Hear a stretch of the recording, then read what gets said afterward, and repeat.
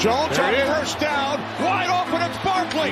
And Saquon Barkley will take it into the end zone. Your best ability is his availability. Saquon Barkley, he's great when he's on the field, but the problem is since 2018, he hasn't been healthy for this team. Look at this. They lob it to him. He taps it in off the glass. How about that? Porter Moser, I think right now is the best coach of college basketball, hands down. Fins 2 for 3. He's done his part. Pitch is drilled to deep right field toward the pole, and it is gone. They don't mind not being what they were in the 90s as the best organization in baseball, because the Yankees aren't even close to the best organization in baseball. You're trying to be the Rays, and the Rays do this for a reason. Like, you're the Yankees.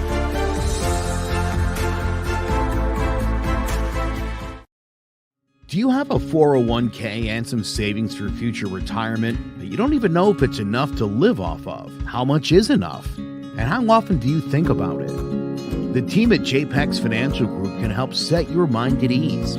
We specialize in creating strategies, doing the planning and managing of your financial, educational, and investment needs. We help clients pursue their investment goals with sound financial strategies. You deserve a personal, tailored plan. Lasting, meaningful, and open relationships are the foundation of our practice. You've worked hard for your money and should feel confident with your investment choices as you make decisions for your financial future. Your goals are our goals. We are dedicated to your needs and hopes for your future. Visit our website or give us a call at 860-430-5397.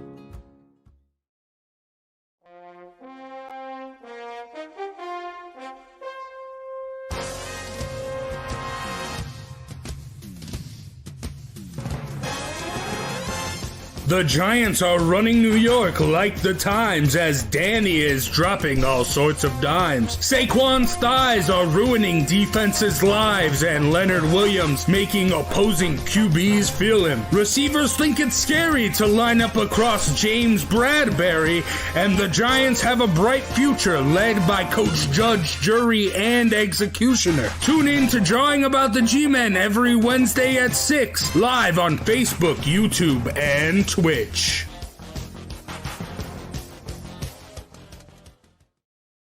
Hello, ladies and gentlemen. Welcome to Drawing About the G-Men, the Giants football podcast. I'm Big Jace, joined by King Zay. Hopefully Sean Scanlon will get in here. Maybe, I don't know. Joe, sadly under the weather. But we still got the Giants to talk about. And they got a win. It wasn't the prettiest of wins. It was disgusting. It was gross. I mean, a win's a win, though. I mean, I thought this was going to be a different Giants offense coming out, firing at all cylinders now that Jason Garrett's gone. But, I mean, it wasn't – with the loss of the OC, it seemed like more so the defense responded. And or maybe not even really, because it seemed like at points the defense did play well, but there were also points where it seemed like the Eagles were just handing the game on the silver platter to the Giants. So, Zay, how do you feel about this game? Well, it's an interesting one. It's fitting that Joe wouldn't be here Mike Glennon week, just to start off with that of all things. All weeks he wouldn't be here. But I think it's like an experiment, the best way to put it. I think the Giants offense right now is going to be an experiment as we go down the stretch. We are going to continue to see it either improve or completely look terrible. And that's how the Giants will probably make their decision moving forward on personnel, on who they're keeping and who they're not keeping. And I think right now it's like I said, to make a judgment on that offense and how it looked on Sunday is kind of hard because if you're throwing Freddie Kitchens in there, he's got 1 week to try to turn everything around and change everything, try to find his own rhythm as an OC, which we know is very important. So I think we have to give it a little more time before the jury comes out on the offense.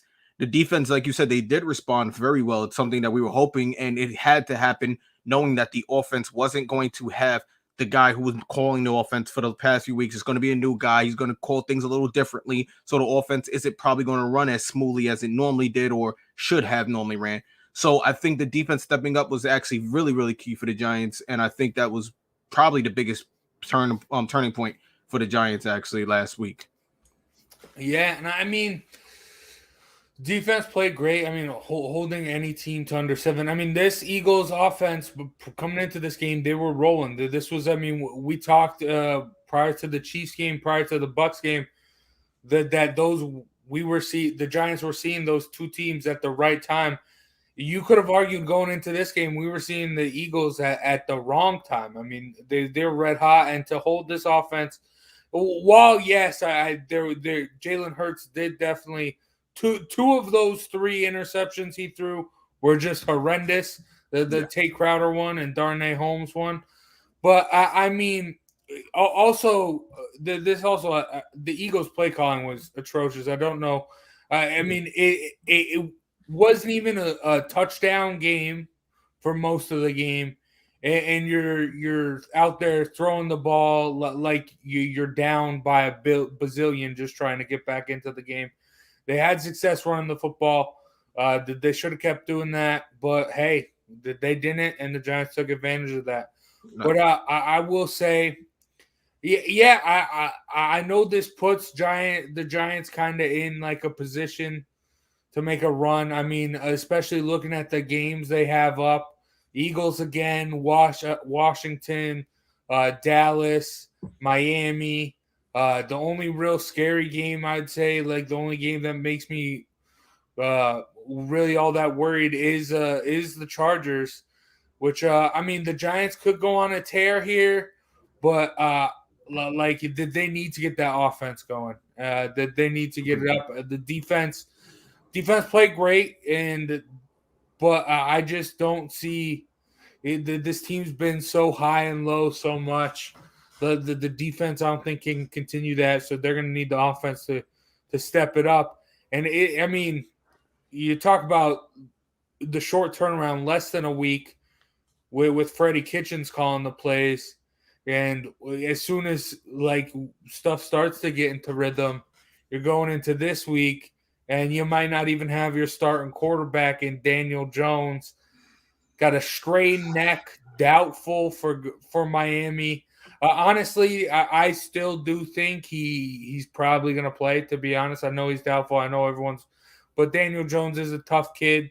I mean, we've seen him play through hamstring injuries, ankle injuries last year. But, I mean, also, I mean, if it's coming out that he's already out and it is doubtful, I mean, maybe it is a serious injury because Daniel Jones is one of those tough guys. So you never know. But, I mean, this Dolphins have been hot, but they haven't necessarily been an elite team in the NFL. Zay, I mean, can the Giants get this win on the road? Whew. Can they? Yes. Even with Mike Glennon playing quarterback, I do believe they can get the win on the road. When you're talking about teams like the Miami Dolphins, the most recent teams they beat were the Carolina Panthers, who don't have a quarterback, and they beat the Jets, who coincidentally also don't have a quarterback. So that's fitting that they would face the Giants, who don't have their starting quarterback. But I do think this will actually be the time that they actually lose that situation, because unlike the other two teams they played, I feel like the Giants defense will step up to the occasion and play a little better than Carolina's defense, who in the beginning of the year looked really good and has fallen off these last couple of weeks. And obviously the Jets defense is the Jets defense. There's not much to say about it. So I think that and I do think they can capitalize off of Tua. I haven't been big on Tua. I thought Tua was going to be good in this league when he came in, but Tua has been average at best. Between, Fitzpatrick has shown that he's been the better choice at quarterback for the Miami Dolphins over the last few years than Tua. So for that to be that situation when you had so much promise in Tua, kind of looks terrible, and it looks like a team that probably should have went out and got a quarterback last year in the draft, as opposed to taking Waddle, even though he's been a great, boost for that team. But again, I don't want to, get too much into Miami. We're not here for Miami. This is a Giants podcast. I do think the Giants can pull this off. It's such an odd time of the year, especially with the way the schedule is shaping out, where the end of your season is going to be basically against your division for the most part. And the Giants division is actually falling apart. I know we talked about possibly a wild card team, but with the way that Dallas has played and the way the Eagles have played, and even Washington, the realistic idea that the Giants can win the division is still within grasp. Obviously, if Dallas were to lose this week against New Orleans, that would probably break that team's back just in whole. For me, in my opinion, I think that would be a huge knock for Dallas, who came into the season as a Super Bowl contender and now has Washington right up their rear. So again, this is a huge time for the Giants. And if the Giants could pull this off and actually continue to win without Daniel Jones, win this game without Daniel Jones and win when they get him back, I do believe the Giants could make some type of run at, the end of the season. I don't know necessarily for the division, but even for a wild card, because this is just the position the Giants has to do. And if you're Joe Judge, this is what you want to do. If you're Joe Judge, this is what you have to do to save your tenure on the Giants or whatever it is, to extend your year. Because if the Giants have already stated they're not bringing back in David Gettleman, the next GM that comes in, he's probably going to want his guys. So for Joe Judge to come down this stretch and handle it properly and possibly win out and hopefully put the Giants in a better position, that might help the next GM come in and think, maybe I can work with this guy, and the Giants don't have to do a complete, bring in a whole new coach, bring in a whole new staff, and how that works. So this is a very pivotal time for the Giants, and I do think they can win it. But again, that's just optimism. We haven't seen Mike Glennon play. What we've seen from him in preseason wasn't really promising. So I'm just going off of optimism and what I seen last week, hoping that the defense can come through again. Yeah, and I mean, we did also see him a little bit in that Cowboys game once Daniel Jones got injured, and that. My thing here, the division is still in reach. In reach. The Giants are 3 games back, and they got 3 games left against the division, so they can make it up. I mean, I know a lot of other stuff has to happen as well for that to play out, but it is doable. Will it happen? Probably not. I'm going to be a realist. I know I'm normally the Giants optimist, but nah, probably not. But this game, this game's going to be winnable. This game's winnable. And the way the Giants need to win this, I mean, yes, defensively, they need to fill that void of Daniel Jones. They need to be able to make some plays, give Mike Glennon some short field to work with, and hopefully punch it into the end zone at least once or twice. But also, we are going to need to see a vintage Saquon Barkley here. He's going to have to take over the load of the offense, because that's how Mike Glennon is going to be able to make plays down the field, is with the play action. So this is a game where Saquon needs to carry the ball 20 to 25 times and make plays. I mean, I just feel every time I feel like it's just one nice little 30-yard play, then everything else is just maybe 3 yards at most, and it sucks, because we know we know what he can do, and we know what he can do when he gets the ball in his hands. And those 30 yards, those big plays, they just need to, instead of every 9 plays, it needs to happen every 3. And I think the Giants can do a lot of great, but that also comes on the O-line, which, I mean, we give these guys a lot of crap, but also looking at, like, they are more banged up than the wide receivers were during the Giants. I mean, not have your 2 core guys in the middle and Lemieux and Gates, which they haven't had all season. I mean, that's rough. And Andrew Thomas playing great, but you do need, like I said weeks ago, you just need that one guy to run behind. You need that one guy to, when you need 3 yards, when you need just a small little gain, you need to be able to go, hey, Saquon, run behind him and let's get those yards. And the Giants don't have that right now, and that's gonna be the issue in this game. Can Saquon do enough by himself to get it going? No, probably not, because he hasn't been able to do it all year. You need the O-line to step up, and they need to be playing like they need to have a chip on their shoulder. They need to be playing with an attitude, and they need to be handling the Dolphins front 4, because that's how the Giants are going to win this game. But also, I mean, talk about Joe Judge. I mean, 2 weeks ago, you had, what was it, like 15? How many? 15 days of rest before the Bucs game. Yeah, about 2 weeks. He came out flat. and he came off. And I've talked about this before on the show. Miami, if you're not a disciplined team, you're going to have guys going out the night before or having their mind on not necessarily the game. It's going to be on the party after and what I can go do in the club and all the chicks I can pick up. That's a real thing that happens in Miami. I don't think that's going to happen with the Giants. I think they're focused mid-season in the situation they're in. I think they'd be focused. Had the Giants been in probably a better situation or a completely failed situation, I could see that more likely. But when you're in, they had 15 days to be prepared to focus up for the Bucs, and they couldn't do it. I agree, and there's a lot more that goes into that than just the players. There's coaches didn't have that team prepared at all to win that game. You had players that looked like they didn't understand what was going on the entire game.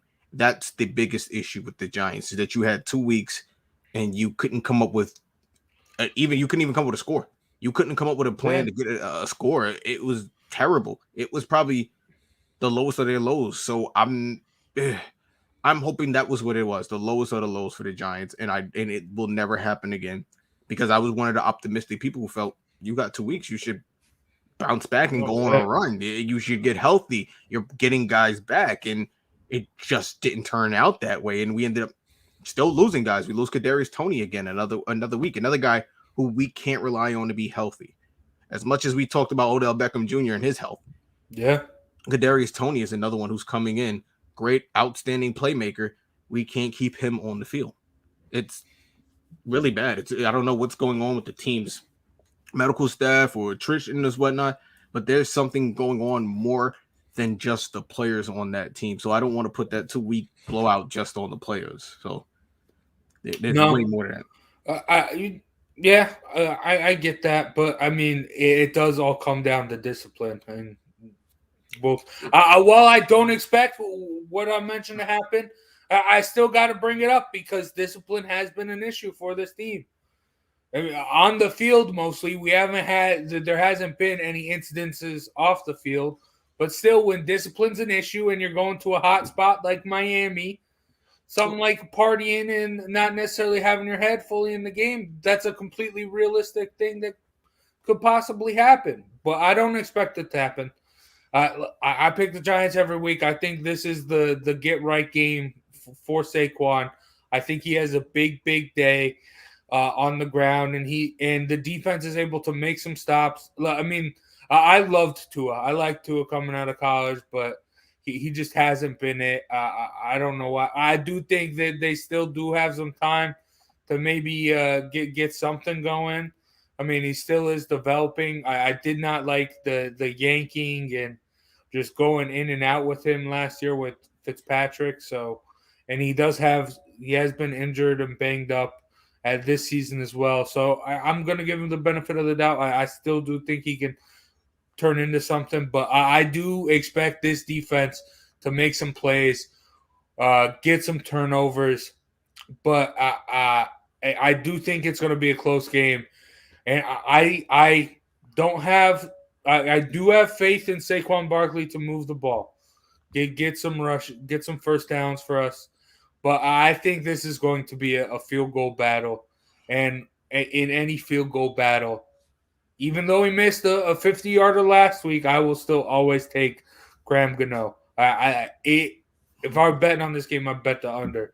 But because I do think it's going to be a field goal battle, ugly, a lot of running the football. Field goal battle, even with Patrick Graham's extensive knowledge of probably that offense while he was there, he probably has a really good idea of how they run things down there in their schemes. So that is true. I wouldn't put that as a field goal battle. I think if you have that upside, the Giants should get a lot more opportunities to score when you're looking at it that way.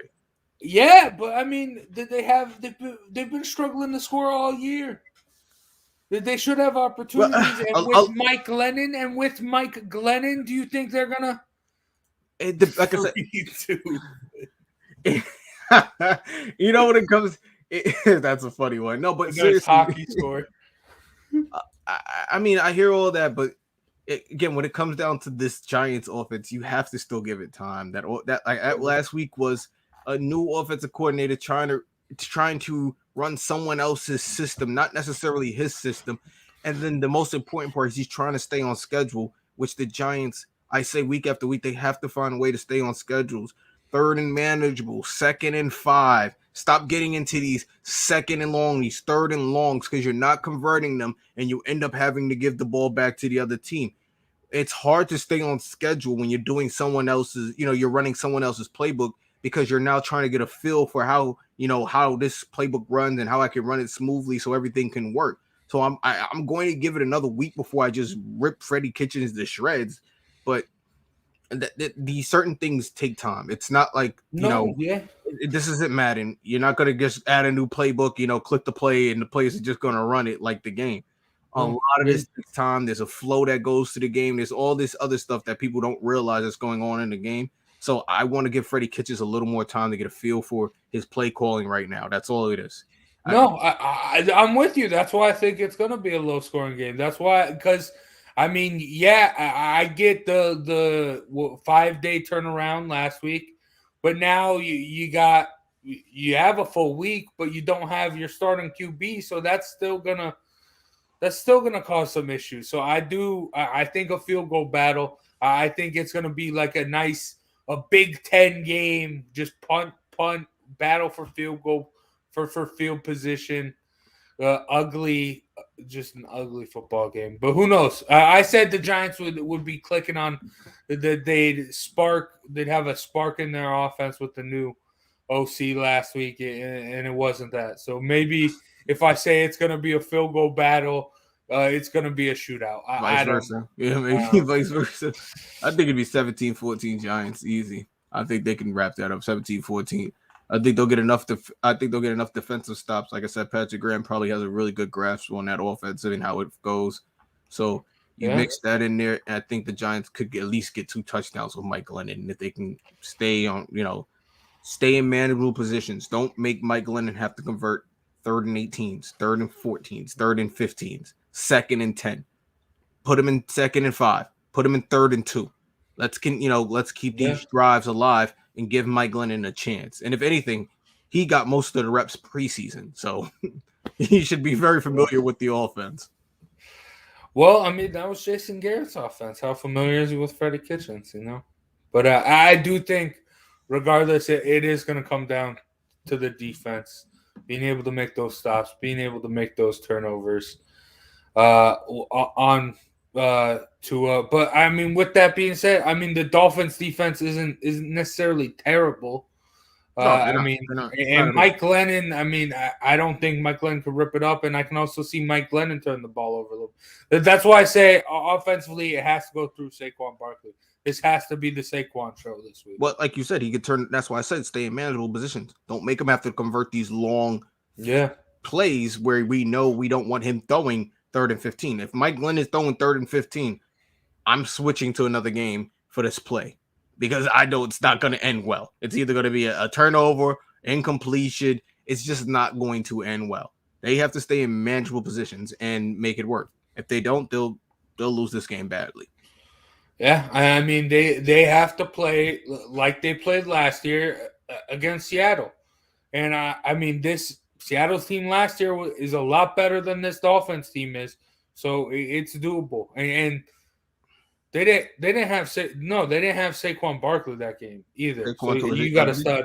They didn't have ACL tear last year. Yeah, he was gone. So you didn't have Saquon to be that stud to establish the run. You were doing it with Wayne Gallman and Alfred Morris. So I think they can do it with Saquon. Get things going. I like it. Which is very upsetting. I wish Saquon could just honestly, if he would just be an average back, I'd take that at this point because it's just you see we put these average guys in there, like you say, Wayne Gallman, these Booker, and they never get hurt. And then he gets in there for a couple of plays and he's hurt. It's just so frustrating. So much talent that can never be used. But I mean, I feel like that's just the I know it's been happening the past couple of years with Saquon, but this year that just is the Giants' MO. You have this stud, you have this guy who can make the plays. He makes a couple great plays and then he's injured for a couple of weeks. It's so frustrating. And the more we talk about it, the more I'm going to get pissed off. So let's take a break here, hear from our sponsors, and we'll be back talking about some news around the league. It's been a pretty wet summer in Connecticut, and that means more mosquitoes than ever. If you didn't have your home service for mosquito control and find you're spending most of your time outside swatting those little pests, you are in luck. Mosquito Shield of Central Connecticut provides the best value in mosquito control services because of how they treat your yard using the Mosquito Shield tailored treatment system. They don't use a fixed schedule or an identical product, one-size-fits-all service program because you can't control mosquitoes on a set number of sprays or visits. Unlike the competition, Mosquito Shield of Central Connecticut will service you for the season, whatever it takes to provide superior results. This promise has awarded them an industry-leading consumer retention rating of 90%. Visit MosquitoShieldCT.com to schedule an appointment with Wade DeCesare and enjoy the rest of your summer mosquito-free. That is Mosquito Shield. Make sure you sign up for their services for this upcoming spring and tell them John about the G-Men and Clovercrest Media sent you. And they'll give you a little discount for this upcoming spring. But now we got a big game in the AFC East on Monday night. As for the first time this season, you got the Pats going up against the Bills. And, I mean, both these teams the past couple weeks, they've been polar opposites. The Bills have been struggling left and right, finally seeming like they figured it out last week, Thanksgiving. Big win against the Saints. I mean, the Saints are banged up, though. But, I mean, they've been struggling. The Patriots have been the hottest team in the NFL. My question is to you, Zay, who is the king of the AFC East? Did last year, did the Bills take it from the Patriots and they're still the king? Or was it just a fluke with all those opt-outs? It's clearly the Jets. I don't know why we're having this conversation, but nah. Yeah, honestly, I'm all on board with the Patriots. I told you 3 weeks ago I wasn't sure, but Mac Jones is playing ahead of schedule. And even if he isn't, he still has probably the greatest coach to work this earth in Bill Belichick. One of the greatest coaches, and work this earth in Bill Belichick. So, to me, this is their division. You look at what Mac Jones is doing. They don't have a ton of talent around him. This isn't the Brady years. He doesn't have Randy Moss. He doesn't have Gronk. He doesn't have all these great names around him. He doesn't have a ton of stud running backs that, the Patriots have come to know all these years. There's no Wes Welker out there. And he's still finding a way to get it done. And I have to believe that the Bills are finally becoming a New York team. They're starting to look like the rest of us. I'm sorry to say it. I just don't think there's enough there. Joe's mentioned it a ton of times this year about their weak run game and how it's just not going to get it over. And they need something. When you have Stephon Diggs out there, you have to, find a way to help him out. And you're not. The run game isn't existing. They could play as much as they want in coverage. They don't got to stack the box. It's not the situation they're worried about. And it's really starting to hurt the Bills. So I think the Patriots, they will win this. They are the kings of this division just because of how balanced they are. They're balanced really well on offense. They're balanced really well on defense, and they don't have a ton of studs. Not to mention, like I said, they have one of the greatest coaches ever. So this, to me, is the Patriots division all over again. The Bills might have held it down for an off year. 2020 was kind of weird. We know how that went. And it's back. Life's back on schedule. It just looks like this. It is. Patriots are back on top, and everyone else is below. That's just what it really looks like. Yeah, this is going to be the game. If the Patriots can get it done, especially on the road against Buffalo, I will concede it to them. But I still think Buffalo is the class of the AFC. I mean, this is the NFL. It's hard to stay consistently good, and they've had ups and downs. But I still have faith in Josh Allen. And really that defense, I know Joe talks a lot about that run game, but and it's rough. I love Zach Moss, former Utah product, but he's just not getting it done. Devin Singletary's just being terrible. Matt Breida has come in and shown a little bit of glimpses that they just can't figure it out which is very, very rough. But, Josh Allen's a beast. Josh Allen is great. And Mac Jones is good. I've said a lot of bad things about Mac Jones, and I don't want this to turn into me hating on Mac Jones, because it's not. I like Mac Jones. He's great. But also, you got to look at this Bills defense is for real. That they're leading the league in yards allowed. They're third in turnovers. While the pass defense is still solid, they're fourth in the league in yards allowed and second in turnovers. I think this is going to be a defensive battle. But if I'm going to pick a quarterback to make plays, I'm going to pick Josh Allen before Mac Jones. No, honestly, an honest opinion, I honestly think the Patriots probably should have beat the Bucs that night. I think Belichick might have thrown his boy Brady a bone that night because he frustrated him. He put him in very tough positions. That game was not an easy win for Brady, believe it or not. Oh, yeah. And this is what you have to understand. This is Bill Belichick. When you play him, you have to not only outplay him, but you have to outcoach him on the other side. And that's just never going to happen for the Bills organization. I'm sorry. While he has what he has now, it's not going to happen. And I said they're very balanced between Mac Jones and Harris.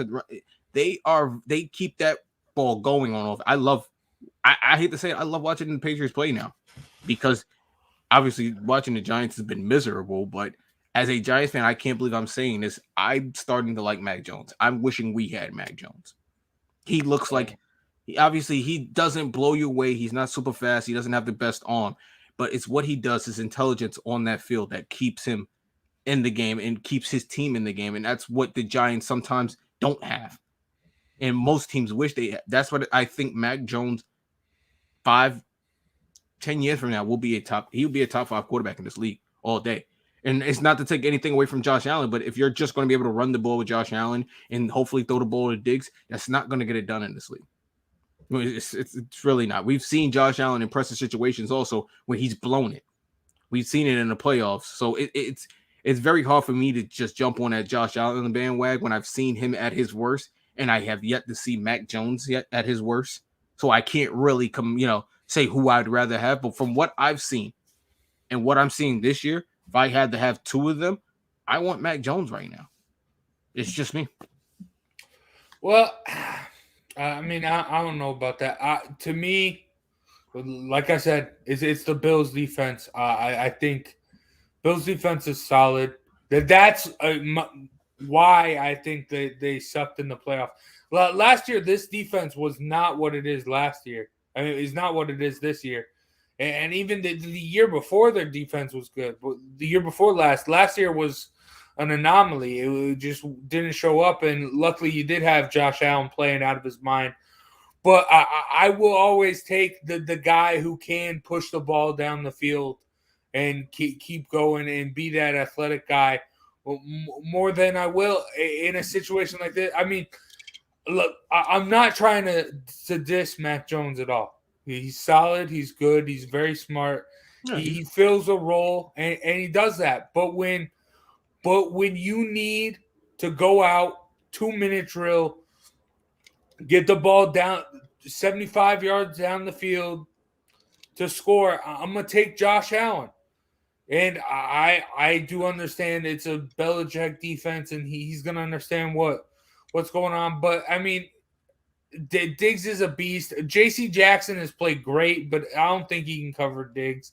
And even, they have guys. Josh Allen's good enough to get these other guys involved. It isn't just going to be him and Diggs. So I do think while they've struggled, they haven't even lost 2 in a row. Everyone's talking about them struggling. I think that they get back on track. They got back on track. And the Saints defense, while the Saints offense is really banged up, but they still hung 31 on a solid Saints defense. So I do think that this Bills team is back and rolling. I think they got a tough stretch here with the Pats, the Bucks, and the Pats again in their next 4 games. So it's going to be tough, but I think this is going to be a stretch. I think they start to roll, and I think this is a team that's going to start getting hot at the right time going into the playoffs, to be honest with you. I would put my bet on. I would put my money on it, but hey, that's on you. That's all on you if you want to put your money on that. Not me. Hey, I said the Bills were going to the Super Bowl in the preseason, so then now's the time for them to get hot and start to roll. I'm at the point with the NFL where it's a week by week basis at this point. I don't know who's good anymore. You're not wrong, and that brings us right to our next segment here, our best bets. 3rd week in a row, all 4 of us lost. 3rd week in a row. Holy crap! Like, what? I know we did have a couple weeks before. I mean, we had like 2-3 weeks where all 4 of us were right. So I guess it's kind of due, but in a row, man, it's hard. I've been saying it all year. The NFL, as soon as you think you have a grasp on what's going on, everything shakes up and everything goes all out of order and just doesn't make sense anymore. So it's tough. It's tough week by week picking these games and then losing us money. I mean, losing me money. I'm stop picking games. I'm gonna start doing prop bets or something because. Hey, I'm with you. I'm changing up my strategy. I'm just gonna go overs from here on out for the rest of the season. So I got over 50.5. I know I don't think I've hit on any of the overs that I've picked so far this year. So I'm just gonna go back to it till I get it right. But over 50.5 against Chargers, Bengals, Justin Herbert versus Joe Burrow. I think they both do spectacular things in this game. Joe Burrow gets it to Jamar Chase. Justin Herbert gets it to Keenan Allen. Touchdowns are scored. I do think the Chargers defense will lead to them winning the game. I do also think the Bengals are going to be able to run against this Chargers defense with Joe Mixon because, I mean, Chargers defense is one of the worst in stopping the run. But when it comes down to the end of the game, they're going to need Joe Burrow to make some plays, and I think he will. But I expect the Chargers to make some stops as well. And also, I expect Joey Bosa to have a big, big game here as well. Get after Joe Burrow because that O-line sucks. But, yeah, I'm going to take the over points. I think both these teams can easily score 30 in this game. So, like a 30-35 game. I don't know. Jamar Chase got to turn it up. He's been quiet the last couple of weeks. So he's going to turn it up if that's going to happen. Hey, points, baby. Points. But all right, Zay. Speaking of points, you got a big spread. I'm just gonna continue to take the big spreads until I prove Vegas wrong about something because they obviously know something we don't. And I said it before when the Rams signed Odell Beckham Jr., I think they sealed their fate. They sealed their fate on making the playoffs. We noticed. I will continue to say it. Odell Beckham Jr. As much as people want to say it, he's talented. This, that. He's nothing more than a catch on Sunday night in a game the Giants lost to the Cowboys. Sorry to say it. And I don't think he will ever be the replacement they need for Robert Woods. So I'm taking the Jags. I'm going to continue to take these gigantic spreads until the end of the year. I'm going to hit on one of them. I mean, I'm not as mad as I would be a couple weeks ago. Jags have been playing pretty good. The Josh Allen's really heating up that defense. I think the Rams' offenses struggles. I guess I think the Jags' defense I think can slow down the Rams' offense, but just I don't know how Trevor Lawrence is gonna handle going up against Von Miller, Aaron Donald, and Jalen Ramsey. To be honest, I was shocked that defense hasn't. I thought they were going to turn up the last game. I thought they were going to have a ton of sacks. I thought this team was just going to be lights out, and they just. Hey, the Odell Beckham curse. That's what I'm going to start calling it. The Odell Beckham curse. The Odell Beckham curse. I mean, I don't know. He got a touchdown at least. His first touchdown in I think it was Got a touchdown. Thank you. Thank you. It's been forever since I got a touchdown. But, yeah, I'm not mad at this. I do think the Jags have the potential. This could be like one of the weird, but when they beat Buffalo 9-6, I feel like this could be like a weird 10-13 type game just randomly. But because both these defenses are playing well. Not to mention Matthew Stafford, we know him as a choke artist. It's coming. It's coming, people. You combine that with Odell, it's gonna get ugly at the end. I'm telling you now. I'm calling it early. Maybe. I don't know. We'll see. I'm waiting for playoff time because that's when I expect it to happen. I don't think it'll be okay to end the season, but we'll see. Sean didn't give me his yet. Hopefully he'll get me his so we can keep track, or he'll just lose a game in our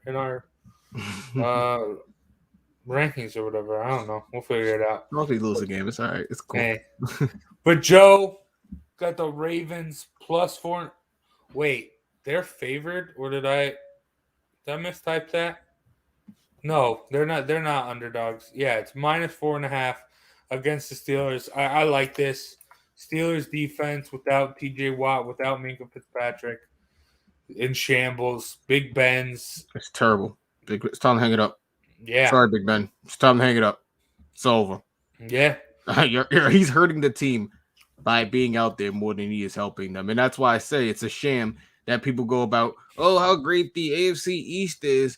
And what it is you got a bunch of guys just beating up on themselves and barely beating up. I'm just being me. I'm sorry. I'm going on. I don't like Lamar Jackson anymore. I've said that to you off the show. I think he's Mr. Jekyll and Hyde. He's great. He can run. He has the explosive plays. They ask him to throw a short pass, and all of a sudden he becomes Tim Tebow. So I don't know what's going on in that situation. And again, Cleveland is a mess. The Steelers are a mess. The whole division is a mess. So I'm not buying the hype that the AFC East, what's the AFC North, North is the best, one of the best divisions in football. I'm not buying the hype at all. Yeah, the Chargers. Not the Chargers. The Bengals. They're 2 years off from getting the number 1 overall pick, and they're in the running to possibly take this. It is wild. It is wild, but all these teams are competitive. I do expect the Ravens to roll here, though. Big Ben, you gotta hang it up. And also, I don't even know why you start Mason Rudolph. I feel like Dwayne Haskins just brings more to the table. But I don't know. Even when they were starting Mason Rudolph, so I thought they should have given Josh Dobbs a little bit of love a couple years ago. Josh Dobbs should have got an opportunity on that team. He's shown so many flashes in preseason. I don't even understand what they're looking at. I would have had Haskins and Hobbs as my backups. There would have been no Mason Rudolph. He's terrible. I'm sorry, he's terrible. He's going to be known for his fight, and that's it. He'll be known for his fight with Myles Garrett, and that's it. Yeah, I don't understand what Mike Tomlin, why he's got such an infatuation with him, but who knows? We'll see. But before we get to fantasy locks, if you're looking for your fantasy home, make sure you check out CTBB Realty. So, Jess, why did you become a realtor? I worked in various customer service jobs, so I wanted something a little bit more rewarding. Becoming a real estate agent, being able to help people find their forever homes or their investment homes, starter homes. It's very exciting, so a lot of fun.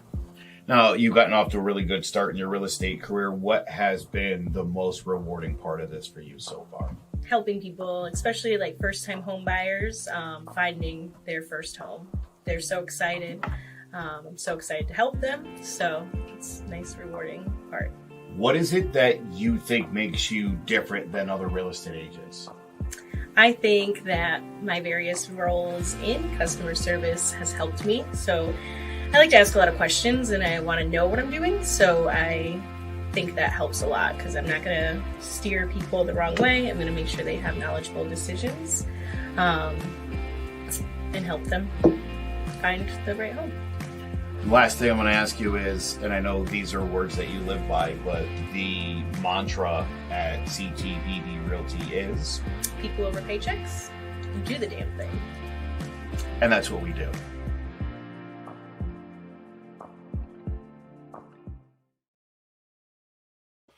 Big shout out to CTBB Realty and Jess Rydell for sponsoring today's episode of John About the G-Men. Now let's get into fantasy locks. Let's take a look at last week's results. Hey, let's go back on top. Back one a week. Let's go. Everyone laughed at Russell Wilson, me picking Russell Wilson. But I mean, you I'm guys just struggled. I'm laughing at Joe. Oh man, I made the better of the Greg. I made the better of the pick. Yeah. Not much. Oh man. Oh, I mean, there was a point in time like it was just like there was a point in time it was just me, you, and Joe. Sean was basically out of it. Then I fell out of it, and it was just basically between you and Joe. And now everyone else is back into the mix. Anything I can't get rid of you guys. Yeah, it's annoying. It's just absolutely annoying. Anything can happen. I mean, yeah, even Sean, he's just in the mix now. The running backs thing has been working for him. Oh, not last week. It didn't work out last week. It's sustained. It didn't work out. It's sustained. Dude, he got second. A 13.3 ain't nothing. I mean, compared to a 4.2 and a 9. Yeah, again, but that was I don't know what Joe that's was still thinking, making up ground. That is still making up ground. Oh, dude, I feel bad for Joe. I mean, I don't, but he put a large wager on the Philadelphia Eagles responsibly, and he said so either way he'd be happy if the Giants won, or he'd have a bunch of money off the Eagles. But after that game, the way it played out, I don't think he could have been happy after that. I think he's just pissed off. I don't think anybody rooting for the Eagles was happy after that. You lose that game on a drop pass at the 1 yard line. Yeah, dude. They just can't draft wide receivers. And he couldn't get my receiver. First Aguilar, now Rager. Yeah, Rager. It was wide open. How did he drop it? And they picked Rager over Justin Jefferson. All right, okay, enough. Well, I mean, if any Eagles fans watch the show, they're just mauling at their TV right now. Well, we're sorry. But let's get back to fantasy locks. We just talked about the game. I got Lamar Jackson getting it done against the Steelers. Mr. Do-It-All, because he's going to have to do everything. And that Steelers defense, all banged up and bruised up. I think he lights it up. And also, we're getting into fantasy playoff time. Closer, weeks are coming pretty quick. We're 13. Playoff start was like 16. I don't know. You got last 15. You get last pick in a 14-man league. You're not thinking about playoffs. You're thinking about just when does the season end. Hey, Lamar Jackson has been my fantasy QB all year, and he's been dominating for me. So to make this playoff push, I'm picking him as my fantasy lock. But yeah, against the Steelers. But and you, my friend Zay, bold pick. Mac Jones Statement game. Buffalo. Statement game. Mac Jones wins this game, puts up a billion points for fantasy, lets the AFC East know this is his division, and if you want it, it's gonna go through New England again. This is the game where he does it. I told you this is gonna be a back-breaking week.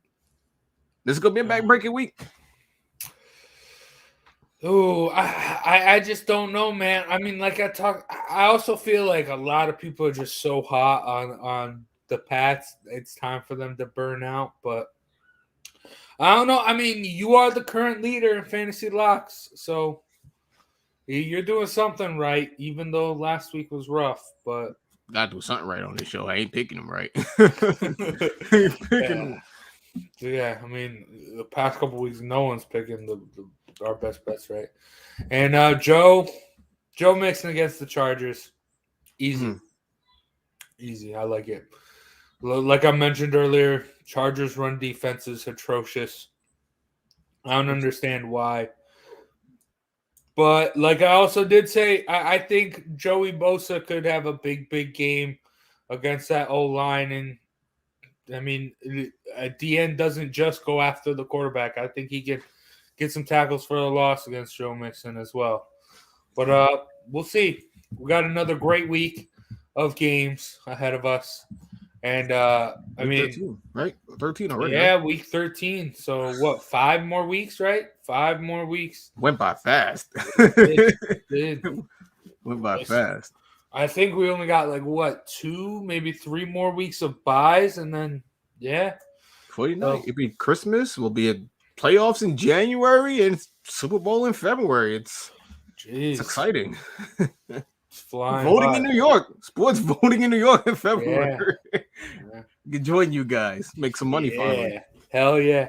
But also make sure if you are, I mean, we got a lot of Giants fans here, but also if you are an NFL fan in general, make sure every Sunday morning at 10 a.m. Eastern, you check out the CMG Sports NFL pregame show where we come at you and we give you all the picks, previews for the best games that Sunday has to offer. We also recap Thursday night's game as well.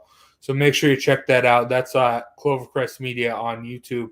Make sure you also like Clovercrest Media on Facebook and Clovercrest Media Group on Twitch. And also, while you're there, make sure you like John About the G-Men on Facebook and John About the G-Men on YouTube.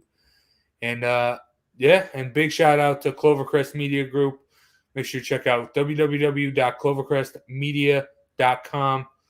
See not just this podcast, bunch of other ones. Zay and I are posting up the basketball podcast. We also got Throwing Jabs, football podcast, bunch of baseball podcasts, Keys to the City and Sports Talk, where they just talk about everything. If there is a podcast that you're interested in, chances are Clovercrest Media has it for you. And if they don't, you can start your own because there is a special holiday sale going on right now. So if you want to sign up for your podcast, now's the time to do it. So visit clovercrestmedia.com. But that's going to do it for myself, Big Jace, and King Zay. We'll see you next week. Peace. Talk more about the Giants and hopefully another win. But we'll see you then. Take care.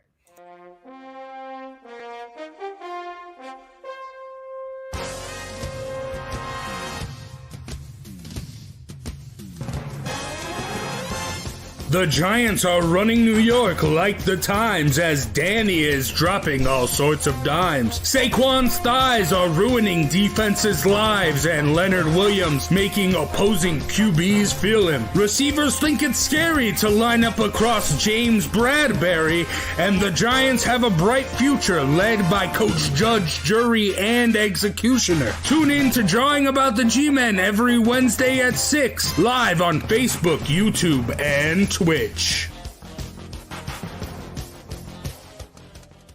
Hello, my name is Joe Aguirre. I'm the president of Clovercrest Media Group. And here at CMG, we have a wide variety of podcasts, including sports shows like Keys to the City, The Roll Call, Throwing Jabs, All Four Downs, and Jawing About the G-Men. And great true crime shows like Sticky Week, Crimes and Consequences, Ivy League Murders, and Bird, the unsolved murder of David Eichmann. You can find all these podcasts and so much more by visiting clovercrestmedia.com.